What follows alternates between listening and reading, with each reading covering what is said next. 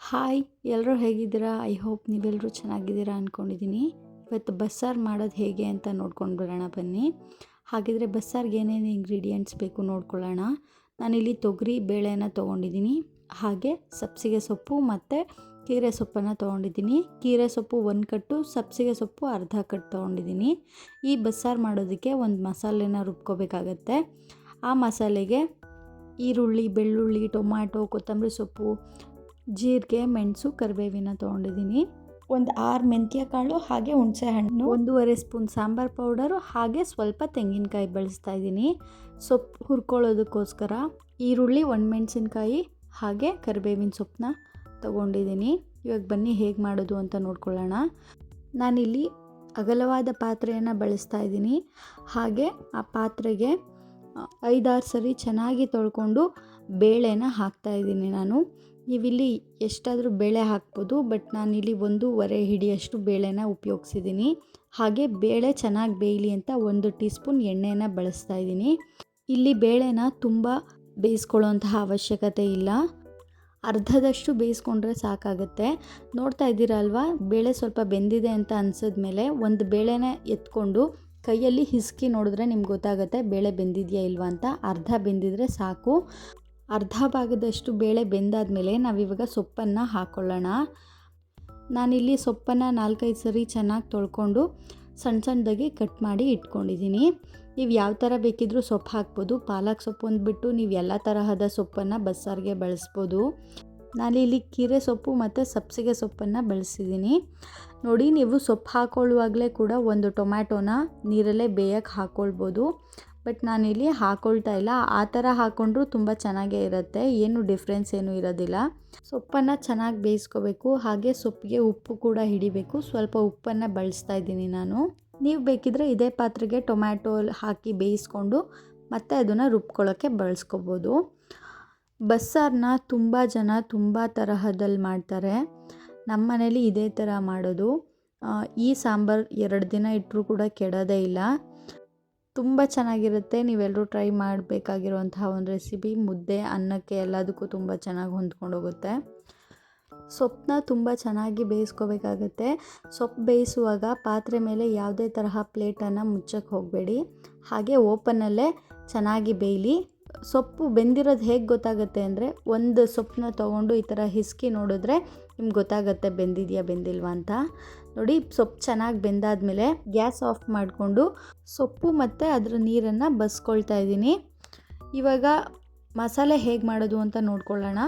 First ಒಂದು ಬಾಣಲಿನ ಇಟ್ಕೊಂಡು 2 table spoon ಎಣ್ಣೆನ ಹಾಕ್ತಾಯಿದ್ದೀನಿ. ಎಣ್ಣೆ ಸ್ವಲ್ಪ ಬಿಸಿ ಆದಮೇಲೆ 1 ಗೆಡ್ಡೆ ಈರುಳ್ಳಿನ ನಾನಿಲ್ಲಿ ಬಳಸ್ತಾ ಇದ್ದೀನಿ. ಹಾಗೆ 1 ಗೆಡ್ಡೆ ಬೆಳ್ಳುಳ್ಳಿನ ಬಳಸ್ತಾ ಇದ್ದೀನಿ. ಈರುಳ್ಳಿ ಮತ್ತು ಬೆಳ್ಳುಳ್ಳಿ ಚೆನ್ನಾಗಿ ಫ್ರೈ ಆಗಬೇಕಾಗತ್ತೆ. ಈರುಳ್ಳಿ ಒಂದು ಗೋಲ್ಡನ್ ಬ್ರೌನ್ ಬರೋವರೆಗೂ ಚೆನ್ನಾಗಿ ಫ್ರೈ ಮಾಡ್ಕೊಳ್ಳಿ. ಈರುಳ್ಳಿ ಬೆಳ್ಳುಳ್ಳಿ ಎಲ್ಲ ಚೆನ್ನಾಗಿ ಫ್ರೈ ಆದಮೇಲೆ ಟೇಸ್ಟ್ಗೋಸ್ಕರ ಒಂದು 4-5 ಎಲೆ ಕರಿಬೇವಿನ ಬಳಸ್ತಾ ಇದ್ದೀನಿ. ಕರಿಬೇವು ಹಾಕೋದ್ರಿಂದ ತುಂಬ ಚೆನ್ನಾಗಿರುತ್ತೆ ಟೇಸ್ಟು. ಹಾಗೆ ಜೀರಿಗೆನ ನಾನು 1 ಟೀ ಸ್ಪೂನ್ ತೊಗೊಂಡಿದ್ದೀನಿ. ಮೆಣಸನ್ನು ಅರ್ಧ ಟೀ ಸ್ಪೂನ್ ತೊಗೊಂಡಿದ್ದೀನಿ, ಅದನ್ನು ಕೂಡ ಬಳಸ್ತಾ ಇದ್ದೀನಿ. ಹಾಗೆ ಮೆಂತ್ಯನ ಒಂದು 4 ಕಾಳು ಮೆಂತ್ಯನ ಬಳಸ್ತಾ ಇದ್ದೀನಿ. ತುಂಬ ಚೆನ್ನಾಗಿರುತ್ತೆ ಟೇಸ್ಟು ಈ ಥರ ಹುರ್ಕೊಂಡು ಬಸ್ಸಾರು ಮಾಡೋದ್ರಿಂದ. ನೋಡಿ, ಅದಕ್ಕೇ ನಾನು 1 ಚಿಕ್ಕ ಟೊಮ್ಯಾಟೋನ ಬಳಸ್ತಾ ಇದ್ದೀನಿ. ಯಾಕಂದರೆ ನಾವಿಲ್ಲಿ ಹುಣಸೆ ಹಣ್ಣನ್ನು ಬಳಸೋದ್ರಿಂದ ಹುಳಿ ಯಾವ ಥರ ಬೇಕೋ ಆ ಥರ ಹಾಕ್ಕೊಳ್ಳಿ. ನಿಮ್ಮ ಮನೇಲಿ ಹುಳಿ ಯಾವ ಥರ ತಿಂತಾರೆ ಆ ಥರ ಹಾಕ್ಕೊಳ್ಳಿ. ನೋಡಿ, ಈ ಥರ ಚೆನ್ನಾಗಿ ಫ್ರೈ ಮಾಡಿಕೊಂಡ್ರೆ ಟೊಮ್ಯಾಟೊ ಎಲ್ಲ ಸ್ಮ್ಯಾಶ್ ಆದರೆ ಸಾಕಾಗುತ್ತೆ. ಇದು ರೆಡಿಯಾಗಿದೆ. ಇವಾಗ ಇದನ್ನು ನಾವು ಒಂದು ಮಿಕ್ಸಿ ಜಾರ್ಗೆ ಟ್ರಾನ್ಸ್ಫರ್ ಮಾಡ್ಕೊಳ್ಳೋಣ. ಸ್ವಲ್ಪ ಹಾರಲಿ, ಆಮೇಲೆ ನಾವು ನೆಕ್ಸ್ಟ್ ಇಂಗ್ರೀಡಿಯೆಂಟ್ನ ಹಾಕ್ಕೊಂಡು ರುಬ್ಕೊಳ್ಳೋಣ. ಮಸಾಲೆ ಎಲ್ಲ ತಣ್ಣಗಾದ್ಮೇಲೆ ಆವಾಗಲೇ ಸೊಪ್ಪನ್ನ ಬಸ್ಕೊಂಡಿದ್ವಲ್ಲ, ಆ ಸೊಪ್ಪು ಸ್ವಲ್ಪ, ಹುಣಸೆ ಹಣ್ಣು, ಹಾಗೆ ಕೊತ್ತಂಬರಿ ಸೊಪ್ಪು, ಬೇಳೆ ಸಾರು ಪೌಡರು, ಹಾಗೆ ತೆಂಗಿನಕಾಯಿ ಹಾಕ್ಕೊಂಡಿದ್ದೀನಿ. ಸ್ವಲ್ಪ ನೀರನ್ನ ಸೇರಿಸ್ಕೊಂಡು ನುಣ್ಣಗೆ ರುಬ್ಕೊಳ್ಳೋಣ ನಾವು. ನೋಡ್ತಾ ಇದ್ದೀರಲ್ವ, ನೋಡಿ ನಾನು ಈ ಥರ ನುಣ್ಣಗೆ ರುಬ್ಕೊಂಡಿದ್ದೀನಿ. ತುಂಬ ತರಿಯಾಗಿ ರುಬ್ಕೊಳ್ಳೋದಕ್ಕೆ ಹೋಗ್ಬೇಡಿ, ತುಂಬ ನುಣ್ಣಗೆ ರುಬ್ಕೊಳ್ಳಿ. ಬನ್ನಿ ಇವಾಗ ಸಾಂಬಾರು ಹೇಗೆ ಮಾಡೋದು ಅಂತ ನೋಡ್ಕೊಳ್ಳೋಣ. ನೋಡಿ, ನಾನು ಈ ಥರದ್ದೊಂದು ಪಾತ್ರೆ ಇಟ್ಕೊಂಡಿದ್ದೀನಿ. ಸ್ವಲ್ಪ ಸಾಸಿವೆನ ಹಾಕ್ತಾಯಿದ್ದೀನಿ. ಸಾಸಿವೆ ಎಲ್ಲ ಸ್ವಲ್ಪ ಚೆನ್ನಾಗಿ ಸಿಡಿದಾದ್ಮೇಲೆ ಒಂದು 2-3 ಟೇಬಲ್ ಸ್ಪೂನಷ್ಟು ಎಣ್ಣೆನ ಹಾಕ್ತಾಯಿದ್ದೀನಿ. ಹಾಗೆ 1 ಗರಿಯಷ್ಟು ಕರಿಬೇವು ಹಾಕ್ಕೊಳ್ತಾ ಇದ್ದೀನಿ. ಕರಿಬೇವು ತುಂಬ ಚೆನ್ನಾಗಿರುವಂತಹ ಫ್ಲೇವರ್ ಕೊಡುತ್ತೆ. ಅದಕ್ಕೋಸ್ಕರ ಕರಿಬೇವು ಸ್ವಲ್ಪ ಜಾಸ್ತಿ ಬಳಸ್ತಾ ಇದ್ದೀನಿ. ಹಾಗೆ ಆವಾಗಲೇ ರುಬ್ಬಿಟ್ಕೊಂಡಿದ್ವಿ ಅಲ್ವಾ ಮಸಾಲೆ, ಅದನ್ನೆಲ್ಲನೂ ನಾನಿವಾಗ ಹಾಕ್ಕೊಳ್ತಾ ಇದ್ದೀನಿ. ಮಸಾಲೆನ ನಾವು ಜಾಸ್ತಿ ರುಬ್ಕೊಂಡಿರೋದ್ರಿಂದ ನಾವೇನು ಮಸಾಲೆನ ಸಪ್ರೇಟಾಗಿ ಬೇಯಿಸ್ಕೋಬೇಕು ಅಂತ ಏನೂ ಇಲ್ಲ. ಮಿಕ್ಸಿ ಜಾರ್ಗೂ ಸ್ವಲ್ಪ ನೀರನ್ನು ಸೇರಿಸ್ಕೊಂಡು ನೀಟಾಗಿ ಎಲ್ಲ ಮಸಾಲೆ ತಗೊಂಡು ಹಾಕ್ಕೊಳ್ತಾ ಇದ್ದೀನಿ. ಹಾಗೆ ಆವಾಗಲೇ ನಾವು ಸೊಪ್ಪನ್ನ ಬಸ್ಕೊಂಡಿದ್ವಿ ಅಲ್ವಾ, ಅದರಲ್ಲಿ ನಾವು ನೀರು ಸಪ್ರೇಟಾಗಿ ಎತ್ತಿಟ್ಕೊಂಡಿದ್ವಿ ಅಲ್ವಾ, ಆ ನೀರನ್ನ ಇಲ್ಲಿ ನಾನು ಹಾಕ್ಕೊಳ್ತಾ ಇದ್ದೀನಿ. ಈ ನೀರನ್ನ ಹಾಕ್ಕೊಂಡು ಒಂದು ಸತಿ ಚೆನ್ನಾಗಿ ತಿರುಗಿಸ್ಕೊಂಡು ನಿಮಗೆ ಸಾರು ಯಾವ ಥರ ಬೇಕು, ಗಟ್ಟಿ ಬೇಕಾ ತೆಳ್ಳಗೆ ಬೇಕಾ ನೋಡಿಕೊಂಡು ನೀರನ್ನು ಬಳಸ್ಕೊಳ್ಳಿ. ನಾನು ಒಂದು ಅರ್ಧ ಗ್ಲಾಸಷ್ಟು ನೀರು ಹಾಕ್ತಾಯಿದ್ದೀನಿ ಅಷ್ಟೇ. ನೋಡಿ, ಇವಾಗ ಒಂದು ಸ್ವಲ್ಪ ರುಚಿಗೆ ತಕ್ಕಷ್ಟು ಉಪ್ಪನ್ನು ಹಾಕ್ಕೊಂಡು ಈ ಥರ ಚೆನ್ನಾಗಿ ಕುದಿಸ್ಕೋಬೇಕು. ಅಲ್ಲಿ ನೊರೆ ಥರ ಬರ್ತಾ ಇದೆ ಅಲ್ವಾ ಸಾಂಬಾರಲ್ಲಿ ಕುದಿಯುವಾಗ, ಆ ನೊರೆ ಎಲ್ಲ ಕಂಪ್ಲೀಟಾಗಿ ಹೋಗಬೇಕು. ಆ ಥರ ನೀವು ಚೆನ್ನಾಗಿ ಬೇಯಿಸ್ಕೊಂಡ್ರೆ, ಒಂದು 10 ನಿಮಿಷ ಚೆನ್ನಾಗಿ ಬೇಯಿಸ್ಕೊಂಡ್ರೆ ಸಾಂಬಾರು ರೆಡಿಯಾಗಿ ಹೋಗ್ಬಿಡುತ್ತೆ. ಬಸ್ಸಾರು ಮಾಡ್ತಾಯಿದ್ರೆ ಮನೆಯೆಲ್ಲ ಘಮ ಘಮ ಅಂತ ಇರುತ್ತೆ, ಅಷ್ಟು ತುಂಬ ಚೆನ್ನಾಗಿರುವಂತಹ ಸ್ಮೆಲ್ ಬರುತ್ತೆ. ನೀವು ಕೂಡ ಟ್ರೈ ಮಾಡಿ ನೋಡಿ. ಇಷ್ಟೇ, ಸಾಂಬಾರು ರೆಡಿಯಾಗಿ ಹೋಗ್ಬಿಡುತ್ತೆ. ಇವಾಗ ನಾವು ಸೊಪ್ಪನ್ನು ಹೇಗೆ ಹುರ್ಕೊಳ್ಳೋದು ಅಂತ ನೋಡೋಣ.